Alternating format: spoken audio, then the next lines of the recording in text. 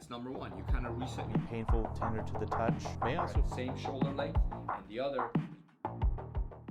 Hey everybody, welcome back to another episode of the Real Health Podcast with Brandi and Amir. I am Dr. Amir Rashidian, a chiropractor, and Brandi Rashidian is my other half.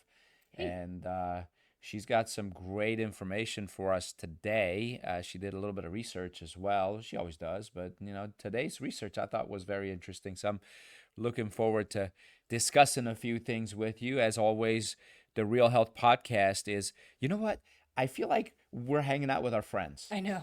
It's like, hey, everybody, good to see you again. Now, we haven't met in person. A lot of you, some of you we have, some of you haven't, but it's just like one of the reasons I look forward to this is because I get to Connect. I get to connect. Now, I wish we could hear from you guys. I wish we Maybe could like one day interact. we'll do a live. We need to. Yeah, That'll we be need fun. to. I'd love that. But either way, like one of the reasons I look forward to this because I feel like I'm talking to our people, and we definitely want to serve you. So like I was saying, the purpose of our podcast is to help you feel better, get stronger, live longer, and feel younger. And we do that by reading the latest article, whatever's in the news. We're not digging deep into peer-reviewed research journals, although the articles do mention those things, and we do go into some research that way.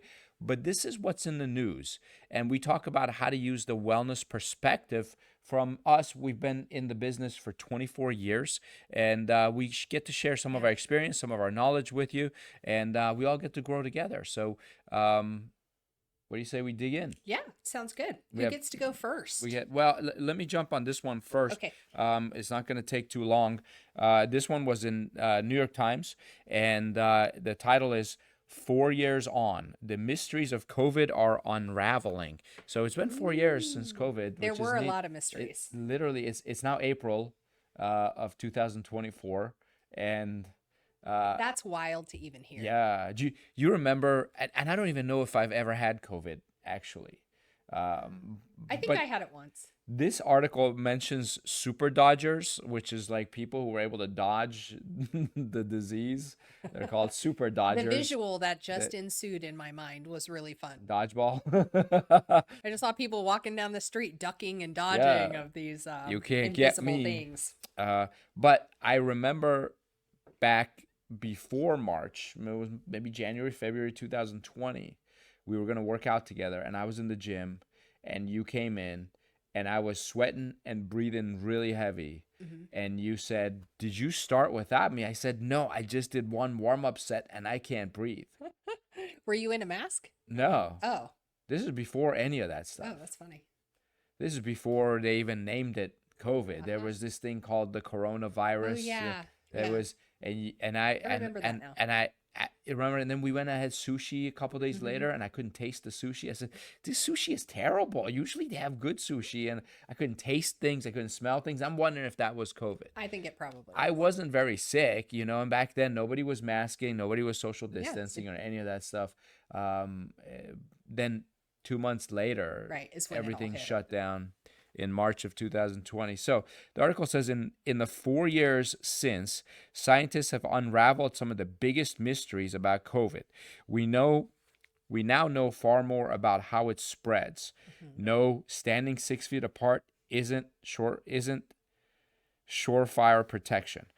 Why it doesn't seem to make children as sick as adults, and what's behind the strange symptoms it can cause, from brain fog to COVID toe. Do you know what COVID toe is? I've never heard of COVID toe. That's interesting. Maybe some of our viewers know. Here's a look at what we've learned. And the way this article started out, I thought, man, they're going to tell me all the mysteries of COVID. This is going to be great. But spoiler alert, they don't really reveal much. Oh. So it says, by now, most Americans have had COVID at least once. Some have been hospitalized with serious respiratory issues, and others have had no symptoms at all. Our bodies play a big role. So this is what they've discovered. Now, one of the reasons because it's not a mystery to us is because we've always said that. We weren't actually allowed to say this, We though. were not allowed Are they to say talking that. immune system? Yes. Because Yeah. we actually were not even allowed to use the word immune system. That's right. The state board told us not to use the word immune system when we're taking care of our patients. So just for the record, so everyone knows, it is your immune system that is going to determine and how strong or weak it is. Yeah. in how you respond to any illness. Right. Any illness. So anyways, that's why I didn't think it was a mystery, but they've discovered the thank mystery. goodness. Well, we've been saying for 130 years. People who are older or have existing health problems tend to have more severe symptoms because their immune systems are already weakened. In some cases, the body can fight off the virus before it replicates enough to cause symptoms or clear it so quickly that a person never tests positive. There's also strong evidence that vaccination makes illness less severe.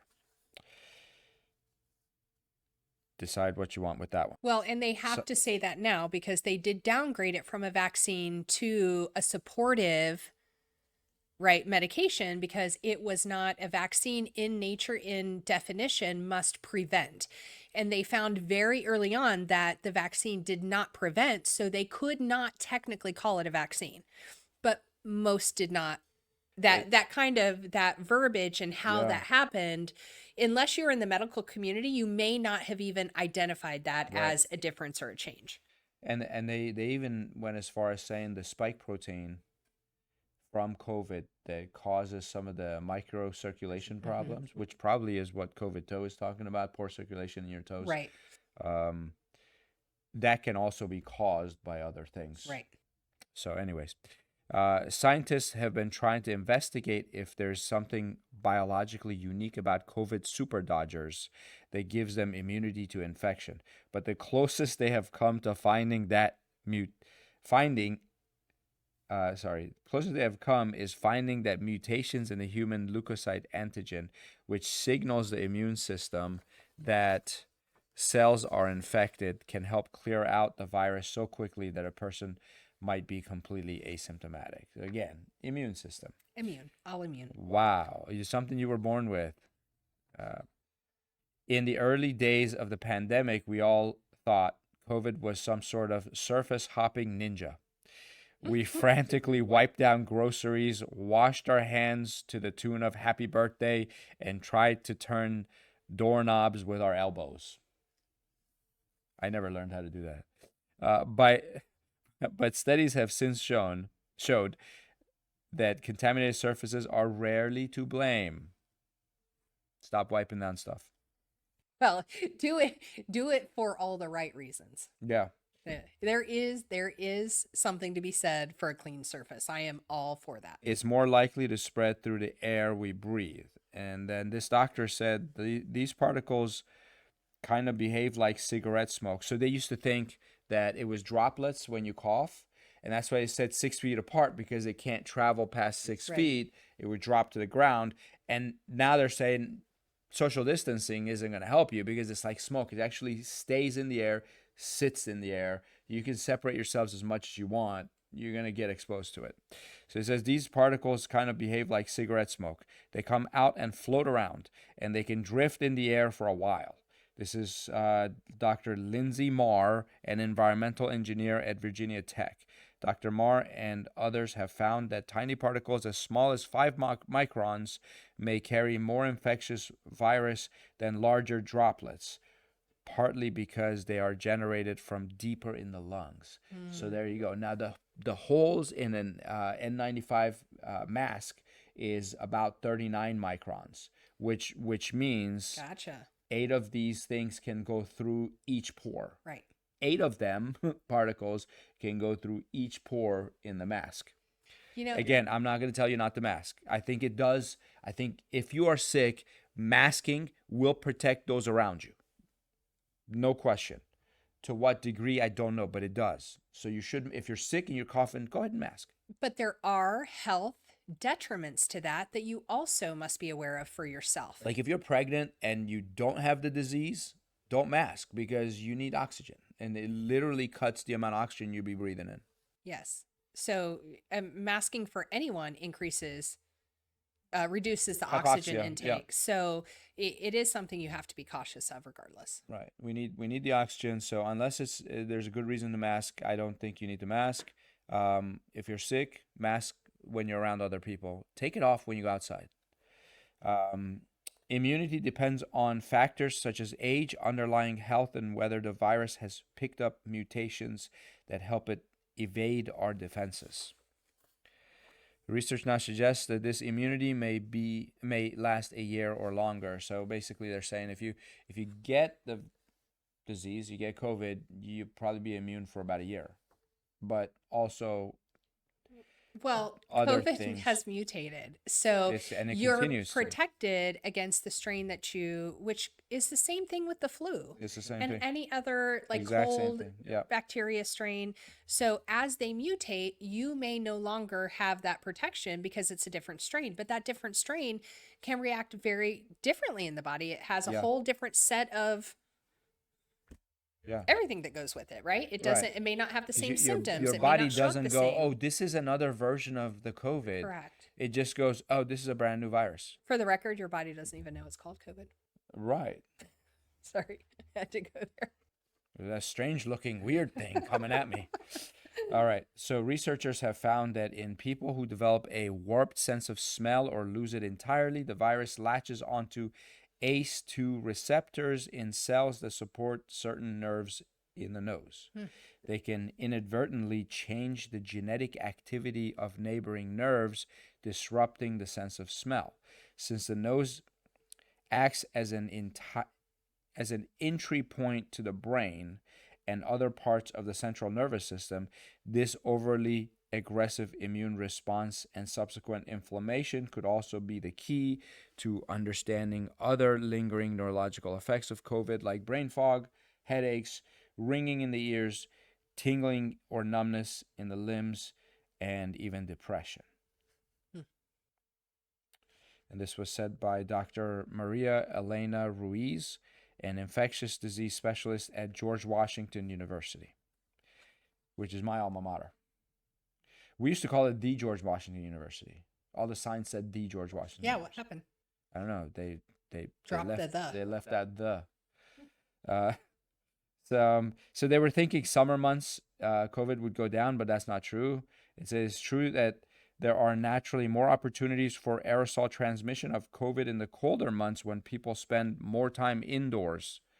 So it has nothing to do with the actual temperature, they're saying. Buildings are also more tightly closed in the winter, leading to poor ventilation and potentially higher levels of pathogens in the air. And some studies suggest that the virus also remains infectious for longer, and particles carrying it are able to stay in the air for a greater period of time when the relative humidity is low. Not temperature, humidity. So but- us East Coasters can't be horrified by our humidity out That's here right. anymore. It is helping us in There some you regard. go. We got an advantage over San Diego. That's right. Anyway, so it's not seasonal, as we used to think. And there was the mystery of children not getting it. It says children seem to have largely been spared from severe illness. Children's immune systems may be better primed against COVID precisely because they are frequently exposed to the benign coronaviruses that cause common colds. Oh, so that's another one they never wanted us to say. We used to say, listen, corona is not a new virus. Right. It's everywhere and it's been around. It's actually what causes the common cold. Right. But we weren't allowed to say it. Now their article says it. New York Times. I'm quoting. Don't cancel me, please. But coronavirus, there's many, many coronaviruses. In fact, pull up a Lysol bottle from like the 1990s, and it lists all the things that it kills, and one of those things is coronavirus. So, you know, it's not a new thing.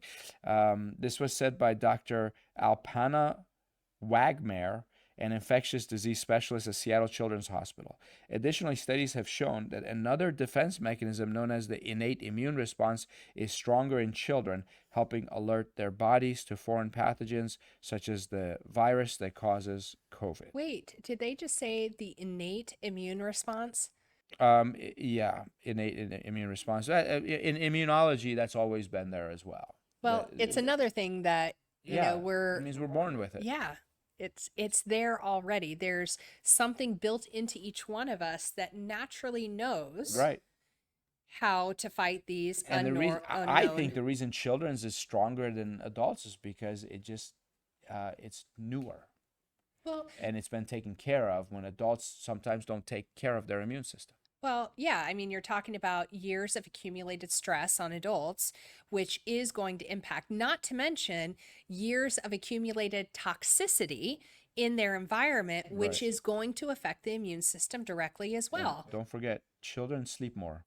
Correct. There's Adrenal so many glands, things. your adrenal glands are the biggest contributors to the strong immune system, Mhm. because when your adrenals start to fail or fatigue, Yeah. your immune system tanks.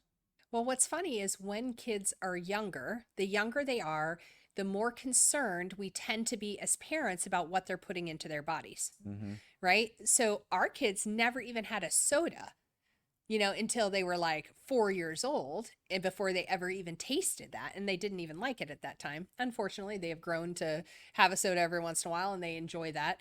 But we limit that intake, right? And they never even had it before.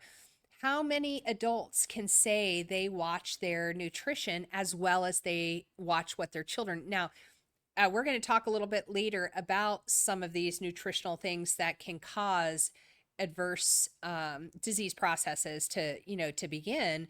But I'm like, why do we do that? Why do we not take as great care of ourselves as we do our younger kids? Like, we need to be healthy and be around for them. I think we forget that sometimes.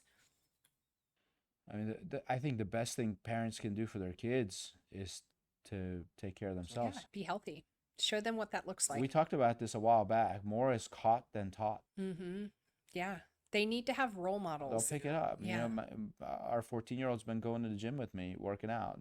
I never told him to start working out. Yeah. He just wants to do it because he sees me doing it. Yeah. He sees you doing it. Matter of fact, I got done with my workout before you guys did, and I was Yeah. like, "Do you want to head home with me?"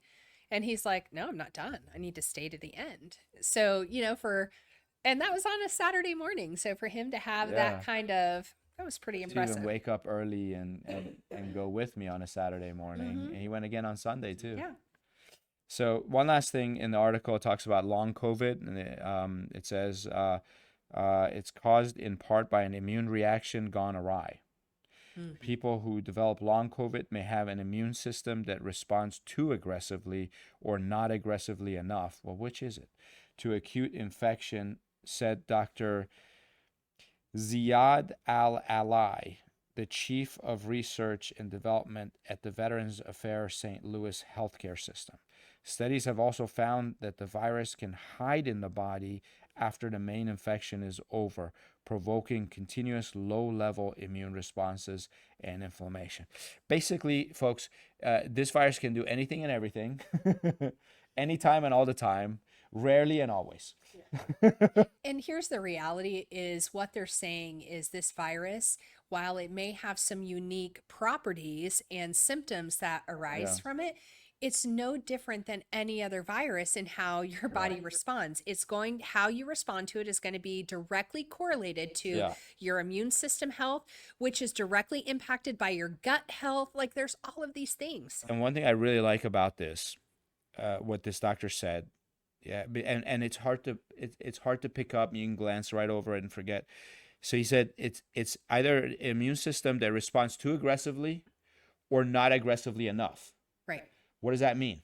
That means it has to be just right, which means it's regulated. What regulates your immune system? It's the one thing that regulates everything else in your body. Mhm. It's your brain. Yep. Your brain literally regulates it. This isn't just like saying, oh, it could be too little, it could be too much. Right. No. He's saying your immune system has to be just right. Too low, it'll do something else. Too much, it'll do something else. It can't do either one. Autoimmune diseases are an overactive immune system. Correct. Allergies are an overactive immune system. Right. And so it says other evidence suggests that the virus can damage the lining of blood vessels, causing tiny clots that block circulation to various parts of the body.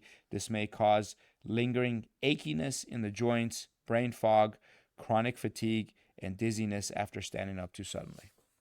But that also means that in order to prevent severe reactions to various viruses that we are for sure going to come in contact with because we're all alive out in the world, we have to make sure that we're taking care of our bodies outside of the times of illness. You cannot get sick and go, okay, now I'm going to start taking care of everything, because while you're in it, it's almost like pushing a boulder uphill, right? You're already down, and here you are trying to do all these things to boost your immune system and deal with all of these symptoms because you feel crappy, and you still have to live life because you probably have kids and you have a job and you have all of these things.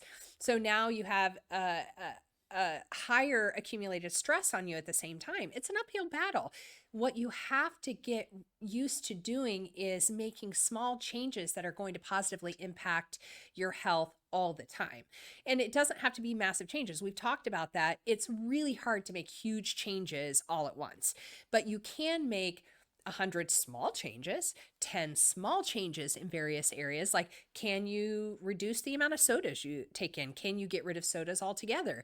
Is there any medication you can reduce? Can you increase some of your supplementation to decrease some of your deficiencies? Like, there's so many easy Can things. you laugh more? Can you take 3 Can deep you breaths dance twice a a little day? bit?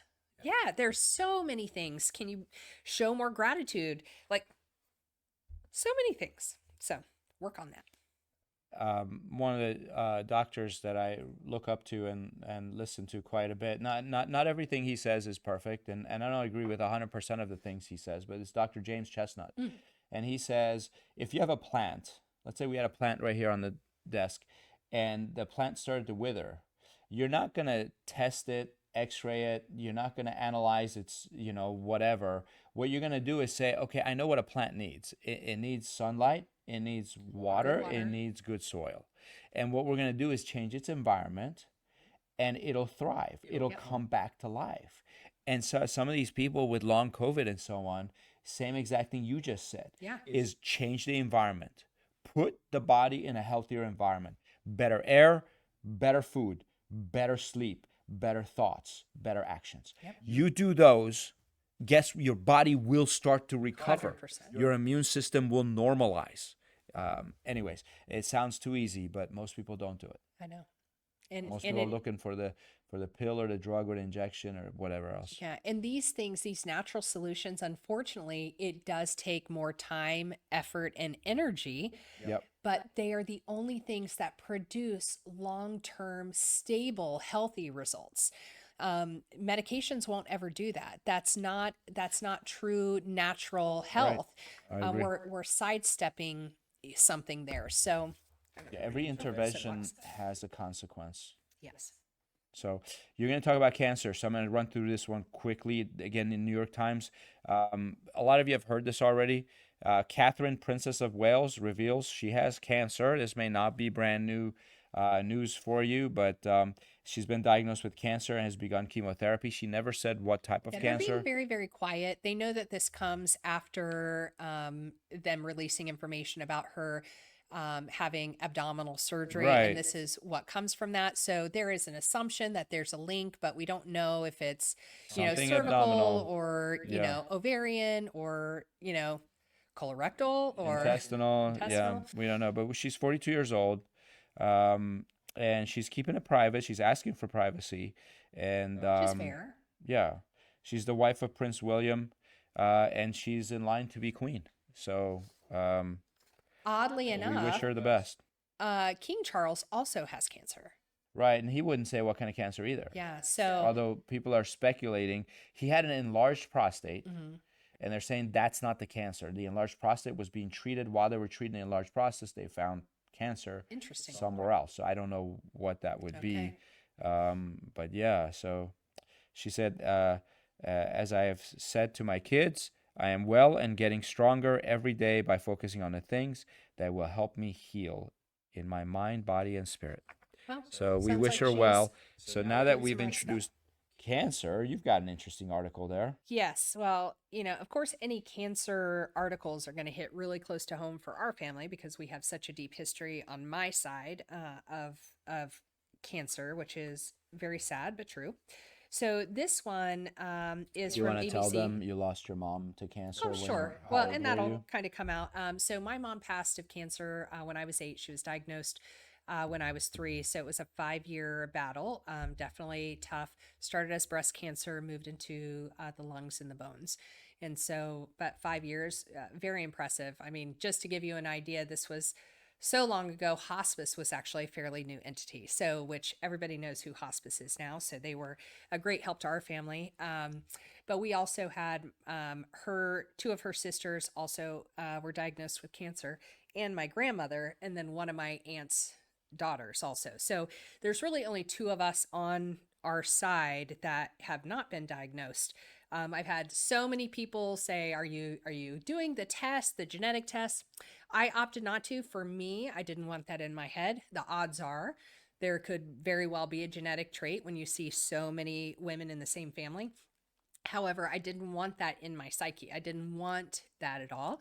I knew I wasn't going to do anything what they would classify as preventative, like a double mastectomy. I was recommended. I opted not to. But I just decided I wasn't going to do cancer. And people look at me and they go, "That's weird to say." But that was just the mental and emotional choice I made, and it felt right for me. I agree with it. So far, I've outlived almost everybody. So we will take that. So far, so good. So this particular case or article is from ABC. Milwaukee surgeon sees a rise in colorectal cancer cases affecting young adults. So Aurora Health Dr. Kate Vasconcelos, hopefully I said that right, says she is seeing a concerning trend of patients in their 20s and 30s with colorectal cancer. Now, typically, this is a cancer that they would start screening in 50s and 60s, so around 55, and that's the typical or average age that somebody would be diagnosed with colorectal cancer. They're saying that they're seeing this in younger patients more and more. They say it's a concerning trend that they're noticing nationwide, and that colorectal cancer is now the third most common cancer among men and women in the United States. What's interesting is the first thing we usually want to jump to is genetics when it comes to cancer. But what we do know through so many studies now is that, yes, there can be a genetic predisposition to certain types of cancer, but we also know that most cancers are really environmentally, led. And this is sad because that does mean that in some cases and instances, we have control over what our body takes in and is to an extent. Yeah, if cancer was 100% genetic, we'd be born with it. Correct. No newborn has cancer. Right. But we all have cancer cells in our body, and our body is able to, when our immune system, again, is functioning at peak performance, can keep the ratio of healthy genes or healthy cells to non-healthy cells where it needs to be. Unfortunately, when the immune system is not functioning as it should, then the body becomes overrun with those cancer cells in a very simplistic explanation, and the body can't fight it any longer. And so, but we shouldn't be seeing these types of cancer in people that young. 20 and 30 year olds. 20 and 30. And what's sad is they're saying 30s is really common. So we're talking about what used to be in 2023, it doubled from 11% in 1995 to 20% in 2019. Wow. So that almost doubled that's not very many years to see that kind of increase. So it says, how young are we talking? 20s and 30s. 20s or 30s are very common, but we're even seeing patients in their 20s, which is just nuts. It says right now, it's unclear what's causing the rise. That irritated me so much. But recent research is pointing to environmental factors, not genetics. So that is not me saying that, that's them. As many patients are being treated with no family history of colorectal cancer. Okay. So knowing that environmental factors are a lot of times the case, or can be big contributors, I started thinking, like, what is it that has changed in our food, right? Because colorectal, we're talking about things that we're probably ingesting into our digestive tract, because that's part of that digestive tract. Mm-hmm. So what is it that we're taking in? Because we do a lot of articles on a lot of different toxins and things that are in our food. So my first thought was high fructose corn syrup, because we're talking about kids, right? These are individuals in their 20s and 30s. So what have they been inundated with more now than they even were when I was a kid? And there were a few things that came to my mind: high fructose corn syrup and food dye. guess what? I hate to say when I'm right, but it does happen from time to time. So I looked up, let's just talk a little bit about food dyes real quick. They say that artificial food dyes are responsible for bright colors of candy, sports drinks, and baked goods. All those things that that kids love, especially. They're even in certain brands of pickles, smoked salmon, and salad dressing, as well as medications. Salmon? Smoked salmon has food dye in it. Crazy, right? Wow. So, as well as medications. In fact, artificial food dye consumption has increased, check this out, by 500% in the last 50 years. 500% in 50 years. That is crazy. Claims have been made that artificial food dyes cause serious side effects such as hyperactivity in children, as well as cancer and allergens. It says that it's been very controversial. We know for a fact red food dye 40 causes colorectal cancer. There is a direct link that they have found in studies. They have found that same colorectal cancer link in high fructose corn syrup. So two of the biggest things that we see in kids' snacks, foods, sports drinks, all of these things that they're literally marketing to children have these effects and these direct links. So, by the way, these food dyes were originally created from coal tar. I don't know why we would ever think that that should be in our body. And we just talked about petroleum. Don't worry, they don't use coal tar anymore. It's even better. They use petroleum now. Wow. So, and we've talked about how dangerous that is just on your body, let alone to be ingesting it. So, I am on my kids all the time about being cautious about, because we're not with them all the time. So they need to know what these things do to their body as well. But when I read that, I was absolutely blown away. There's no incentive for any regulatory agency to limit these. No. Because all the money flows into them. So they make money on the food dyes, they make money on the food, Yeah. they make money on the preservatives, they make money on the high fructose corn syrup because it's cheaper than sugar, cane sugar. And then what they're going to do now is they're going to say, oh, it used to be at age 50 you would have your first colonoscopy. Right. Now they're saying, oh, you're going to have to start having colonoscopies at age 21. Guess what? It's an extra 19 years of revenue for the health industry. And what does that do? Do colonoscopies prevent cancer? No, and I'm going to get to that in the article in just a second, but they say, they talk about preventative being screenings. Guys, screenings are not preventative medicine. It is about early detection. And I am all for early detection. Nothing wrong with early detection. Even before early detection, let's talk about prevention because we did not talk about that. If you think you're preventing cancer by having extra tests done, you're wrong. However, let me just give you one more number here because I thought this was crazy. How many pounds of dyes, food dyes, do you think are pumped into our food supply each year? Just take a guess. Sean, do you want to guess? How many pounds of food dye in our foods every year? 100 million? I mean, that's a little over 15 million pounds. But I was going to say 500 pounds. I mean, the food dye doesn't weigh that much. Yeah. 15 million pounds of dyes are put into our food supply every year. Now, we already know that red 40 is actually one of the big ones too. We already know that that's carcinogenic. It's already been all the studies are out. I remember yellow number 5 on those soda cans. Mm-hmm. Yeah, yellow. There's a yellow number 6, not good at all. Red 3 and citrus 3 have been banned under Delaney amendment because they did cause cancer in some rats, as should red 40, yellow 5, and yellow 6, which are tainted with cancer-causing contaminants. Even evidence suggests that blue 1, blue 2, green 3, red 40, and yellow 6 cause cancer in animals, but it wasn't convincing enough for safety for anything to be done.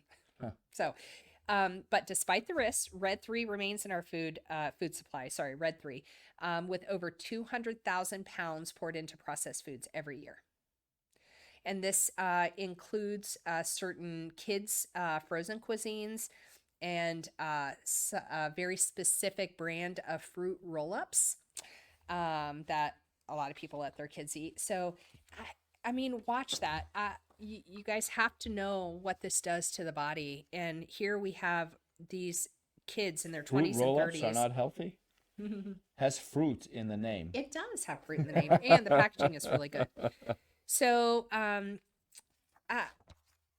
just moving on, I guess, a little bit. The biggest symptom to watch out for, if you're curious, if you're in your 20s and 30s and you start having some challenges, get checked early. Don't let somebody pass this off as, Don't ignore stuff. Yeah. So the biggest symptom to watch out for are changes in your bowel movements, especially if blood is spotted consistently along with abdominal pain. Unfortunately, by the time you have symptoms, usually the cancer is at a site in which it needs additional treatment. So really getting preventative screenings, sorry, did you see the eye roll? At any age, at an age that's recommended is the best thing for finding cancer early. Because by the time you have symptoms, sometimes it can be more advanced. The good news is colorectal cancer is highly treatable in its earliest stages and is still fairly treatable in later stages. So get checked out for sure.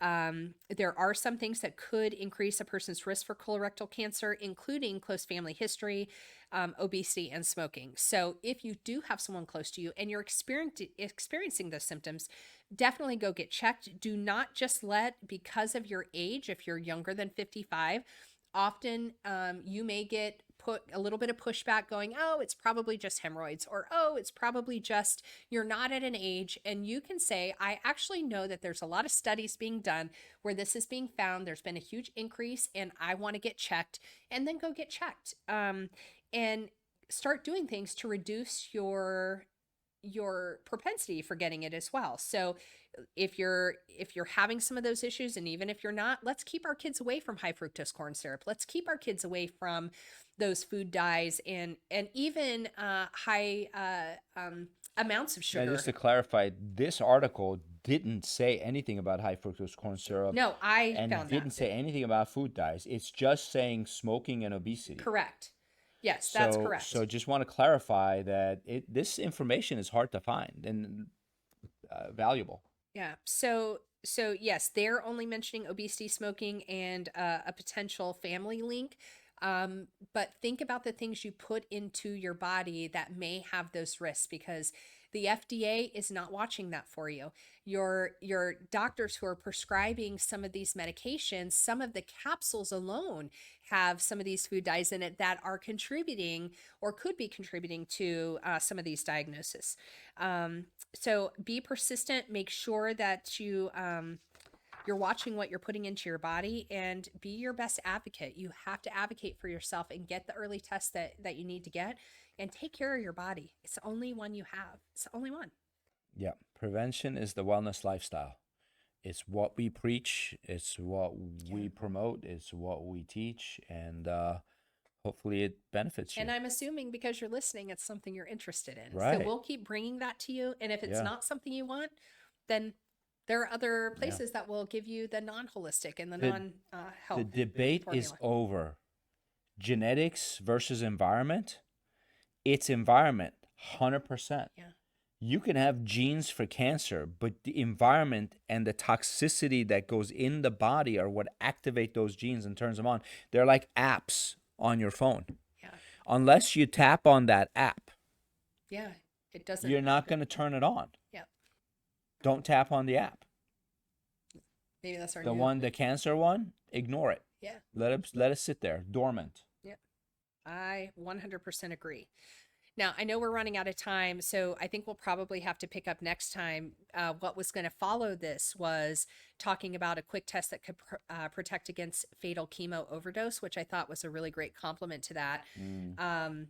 Come to find out, there's an enzyme that, and there could be various enzymes that people may have that somebody else doesn't, that could actually cause a specific medication to not do as well in someone's body. And so 'cause you hear that all the time. You're like, we're going to do chemo and see if you respond properly. Yeah. Now we can tell if they're going to respond. Come to find out, there's a very easy, inexpensive test that's covered by insurance that a lot of providers will not do.